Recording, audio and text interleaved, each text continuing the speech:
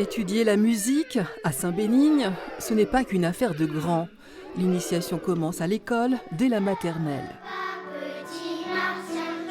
Ils sont en CP, en CE1, ce sont les pépinières de voix. Ils ont travaillé avec une maîtresse en maternelle et à partir du CP, je les prends 2 fois une demi-heure par semaine et je les prends en CE1 aussi 2 fois une demi-heure par semaine. Donc on travaille le corps, on travaille les cordes vocales, on travaille le souffle, la tenue et on monte 3 spectacles par an. À partir du CE2 et jusqu'en CM2, c'est la pré-maîtrise, dans des classes à horaires aménagés, avec un programme déjà plus ambitieux.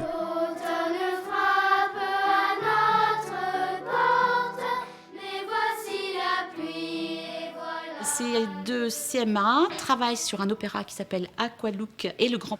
Donc c'est l'histoire du dernier grand pingouin et c'est surtout une question, qu'est-ce qu'on va faire de la Terre et est-ce qu'on va exterminer tous les animaux et qu'est-ce qu'on pourrait faire pour aider notre Terre à aller mieux? Je sais pas vraiment comment le dire, mais j'aime bien venir ici avec Edith. Je pense qu'Edith, elle m'a un peu aidée à avoir mieux confiance en moi parce que, avant, j'avais un peu peur de chanter devant beaucoup de personnes. J'en faisais déjà quand j'étais en petite section, mais c'était pas sérieux. Je faisais de temps en temps, je faisais des petites chansons et c'est devenu sérieux à partir de CP. Je crois que je vais être guitariste en métier et chanteur en même temps. Rendez-vous dans quelques années. À la maîtrise, de la 6e à la 3e, le chemin est tout tracé.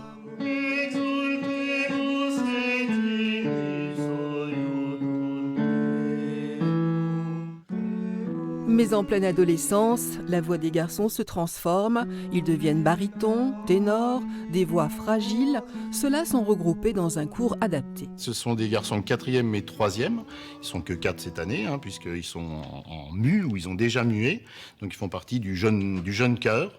Ils ne doivent pas forcer sur leur voix, surtout quand on chante le vendredi soir avec les adultes. Ils doivent surtout essayer de chanter normalement, mais sans vouloir faire aussi fort que la voix adulte qui chante avec eux, quoi. Tous ces jeunes s'inscrivent dans la grande famille des maîtrisiens. Depuis sa recréation en 1895 par Monseigneur Moissenet, la maîtrise a évolué avec Joseph Chanson, l'abbé Jean Le Capon, Jean-François Sanson, l'abbé Roland et Alain Chaubert. On a tous contribué à valoriser cette œuvre. Et de fait, modestement, comme des artisans, on a mis en œuvre une pédagogie bien adaptée à l'évolution humaine et spirituelle de l'enfant. Et cette richesse fait que de génération en génération, il y a toujours cette maîtrise est toujours d'actualité. Remonter le fil du temps dans les archives. 125 ans d'histoire.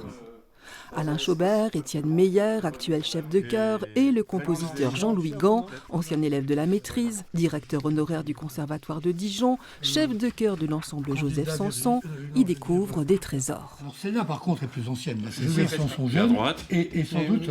Et Moissenet qui est là. Il est là, il est assis... Ça c'est une photo... Ça c'est une photo d'anthologie par contre. Oui, c'est assez émouvant de voir d'autres qui, à un moment donné, comme nous aujourd'hui, sont dans l'action, concentrés pour que ça soit beau, c'est ça. C'est autant de visages qui sont concentrés sur un résultat pour obtenir une chose qui soit belle. C'est très émouvant, ça, finalement. Tiens, là, voilà un livre tout à fait traditionnel. C'est le premier ouvrage de Joseph Sanson. Ah oui, il y a même l'autographe de Joseph Sanson. C'est ça. Un ouvrage fondamental pour Sanson. Oui.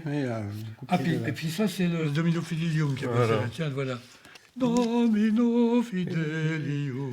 Oui, c'est ça.